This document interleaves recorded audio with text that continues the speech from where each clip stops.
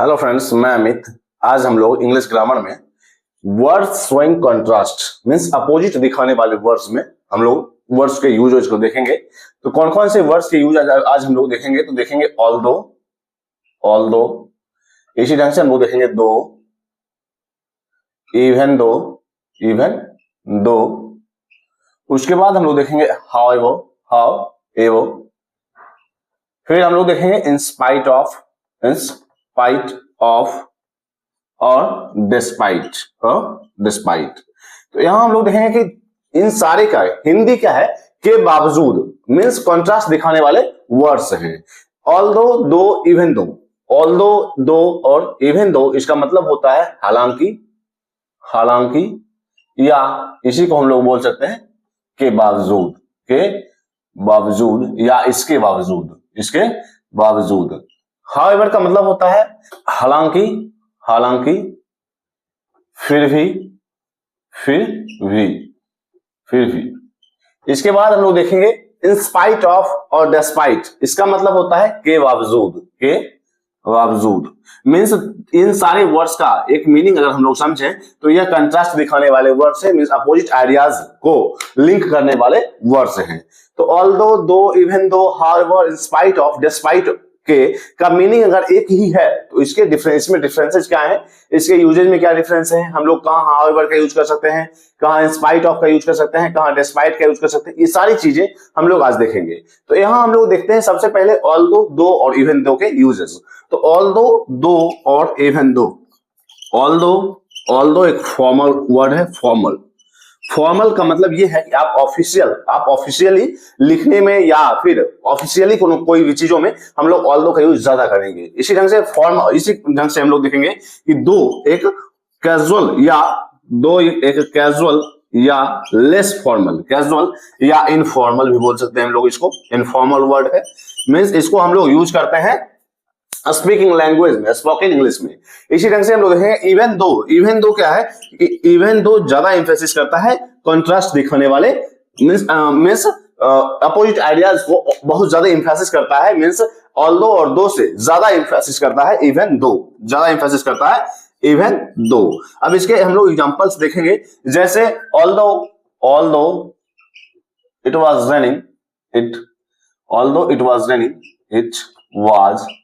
Raining, I went out। सबसे पहले हम लोग इसके स्ट्रक्चर देख लेते हैं कि अगर ऑल्दो, दो और इवन दो से हमें सेंटेंस बनाने हैं उसका स्ट्रक्चर क्या होगा। तो हम लोग देखेंगे ऑल्दो या दो या इवन दो, या फिर हम लोग इसको बोल सकते हैं even though plus subject plus भाव, उसके बाद कोमा, उसके बाद सब्जेक्ट प्लस वर्ब। तो यहां हम लोग देख सकते हैं ऊपर वाले सेंटेंस से कि आपका स्ट्रक्चर यही है। मींस अगर हमें ऑल्दो, दो, इवन दो से सेंटेंस बनाना हो तो हम लोग बना सकते हैं although, though, even though plus subject plus verb comma subject plus verb, क्योंकि यहां देख सकते हैं हम लोग कि although it was raining means subject plus verb comma I went out subject plus verb. तो यहां हम लोग देख सकते हैं कि इसका मीनिंग है यद्यपि हालांकि बारिश हो रही थी, मैं बाहर गया, आई वेंट आउट। इसी तरह से हम लोग ये बोल सकते हैं दो it was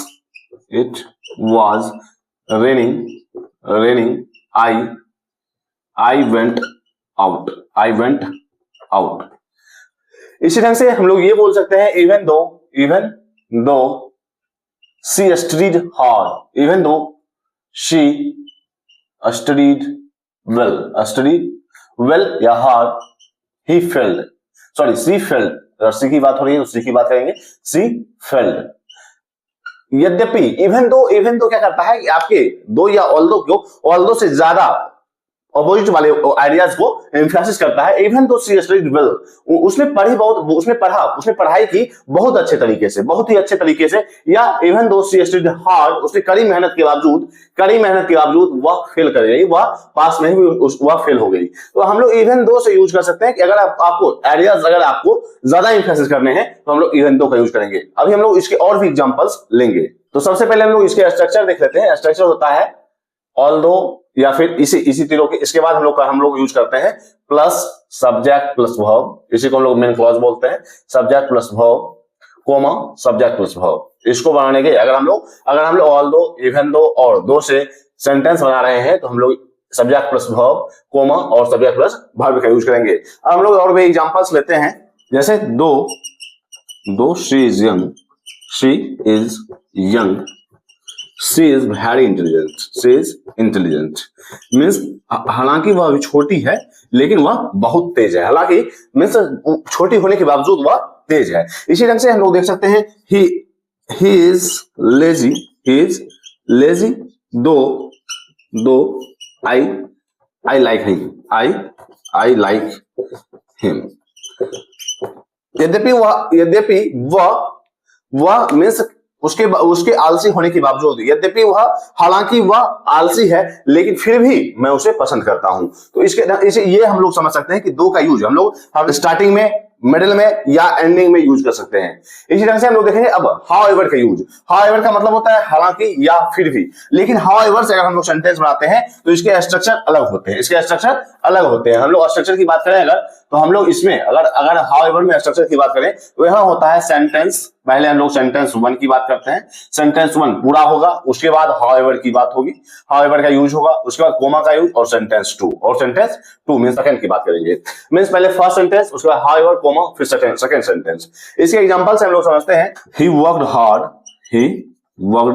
hard full stop, he worked hard, क्योंकि सेंटेंस 1 को मींस फर्स्ट सेंटेंस को हम लोग कंप्लीट लिखेंगे, उसके बाद हाउएवर का यूज करना है, उसके बाद हमें कोमा का यूज करना है और सेकंड सेंटेंस की बात करनी है। सेकंड सेंटेंस जैसे he worked hard however he failed। तो यहां हम लोग देख रहे हैं कि पहले हम लोग सेंटेंस 1 की बात करते हैं, फिर however कोमा का यूज और सेंटेंस 2 की बात, जैसे it was raining full stop however comma we went out means बारिश हो रही थी फिर भी हम लोग बाहर गए, मीन्स हालांकि बारिश हो रही थी फिर भी हम लोग बाहर गए। he worked hard, उसने कड़ी मेहनत की फिर भी however का मीनिंग जाता है फिर भी, हालांकि या के बावजूद, मीन्स कड़ी मेहनत करने के बावजूद वह फेल हो गया। अब हम लोग देखेंगे इन स्पाइट ऑफ या डिस्पाइट के यूजेज को। तो इन स्पाइट ऑफ या डिस्पाइट के बाद हम लोग क्या यूज करते हैं, इन स्पाइट ऑफ और डिस्पाइट प्रीपोजिशन है तो इसके साथ हम लोग या तो नाउन की बात करेंगे या प्लस नाउन होगा या फिर प्रोनाउन होगा या इसके साथ हम लोग यूज कर सकते हैं वर्ब प्लस आईएनजी, क्योंकि हम लोग जानते हैं कि वर्ब प्लस आईएनजी एक सब्जेक्ट का रूप लेता है। वर्ब प्लस आईएनजी उसके बाद हम लोग कोमा का यूज करेंगे और सब्जेक्ट प्लस वर्ब। जैसे लेकिन एक ही चीज यूज करना है, एक ही चीज देखनी है कि इंस्पाइट के साथ हम लोग ऑफ का यूज करेंगे, लेकिन डिस्पाइट के साथ ऑफ का यूज नहीं होगा, कभी भी डिस्पाइट के साथ हम लोग ऑफ का यूज नहीं करेंगे। इसके हम लोग एग्जांपल से समझते हैं, जैसे हम लोगों ने देखा कि ऑल्दो दो इवन दो के साथ हम लोग सब्जेक्ट प्लस वर्ब का यूज करते हैं, उसके बाद फिर सब्जेक्ट प्लस वर्ब आता है। मींस अगर क्लॉज की बात करें अगर ऑल्दो दो और इवन दो के बाद, मींस अगर आपको बाद में क्लॉज का यूज करना है तो आप ऑल्दो दो या इवन दो का यूज कीजिए। इसी ढंग से हम लोग पहले सेंटेंस 1 की बात करेंगे, फिर हाउएवर और सेंटेंस 2 की बात करेंगे तो हम लोग हाउएवर का यूज करेंगे। फिर इन स्पाइट ऑफ और डिस्पाइट में हम लोग क्या करेंगे, इन स्पाइट ऑफ या डिस्पाइट के बाद या तो नाउन आएगा या फिर प्रोनाउन या वर्ब प्लस आईएनजी और सब्जेक्ट प्लस वर्ब का यूज करेंगे। मींस इसके साथ हम लोग क्लॉज का यूज नहीं करेंगे। इसके एग्जांपल से हम लोग समझते हैं, in spite of the rain we went out। इसके बाद हम लोग देखते हैं despite being tired he finished his homework। तो यहां हम लोग देख रहे हैं कि अगर इवन दो और ऑल्दो से हम लोग यूज कर रहे थे तो हम लोग ये यूज कर रहे थे कि although it was raining means although के साथ हम लोग सब्जेक्ट प्लस वर्ब या क्लॉज की बात कर रहे थे। लेकिन इन स्पाइट ऑफ या डिस्पाइट के बाद हम लोग कभी भी क्लॉज की बात नहीं करेंगे, in spite of the rain. तो यहां हम लोग देख रहे हैं रेन मींस नाउन की बात हो रही है, डिस्पाइट बीइंग टायर्ड मींस यहां हम लोग देख रहे हैं कि बी का फोर्थ फॉर्म मींस V4 की बात हो रही है, तो यहां हम लोग वर्ब प्लस आईएनजी का यूज कर रहे हैं। तो डिस्पाइट या इंस्पाइट ऑफ के बाद हमेशा और हमेशा हम लोग नाउन या प्रोनाउन या वर्ब प्लस आईएनजी का यूज करेंगे, उसके बाद सब्जेक्ट प्लस वर्ब का यूज होगा। इसके और एग्जांपल्स लेते हैं, spite of being rich, he is humble means अमीर होने के बावजूद, हम लोग जानते हैं कि स्पाइट ऑफ और डिस्पाइट मीनिंग देता है के बावजूद, तो in spite of being rich, अमीर होने के बावजूद, ही इज हम्बल, वह विनम्र है। इसके और भी एग्जांपल्स लेते हैं। Despite the noise I slept well, तो यहां हम लोग देख सकते हैं डिस्पाइट मीन्स शोर के बावजूद, शोरगुल के बावजूद मैं अच्छी तरह से सोया, मैं I slept well means in spite of या डिस्पाइट के बाद हमेशा और हमेशा हम लोग नाउन या प्रोनाउन या फिर हम लोग वर्ब प्लस आईएनजी का यूज करेंगे। हाउएवर का यूज हमें अगर करना है तो सेंटेंस पहले हम लोग फर्स्ट सेंटेंस यूज करेंगे, उसके बाद full stop means first sentence पूरा होगा, उसके बाद हाउएवर का यूज कोमा और फिर सेकंड सेंटेंस। इसी तरह से ऑल्दो, दो और इवन दो में हम लोग इसका यूज करेंगे plus subject plus verb means clause में। जैसे हम लोग अगर देख सकते हैं कि in spite of the rain है तो हम लोग यूज कर रहे थे although it was raining means हम लोग सब्जेक्ट प्लस वर्ब क्लॉज का यूज कर रहे थे।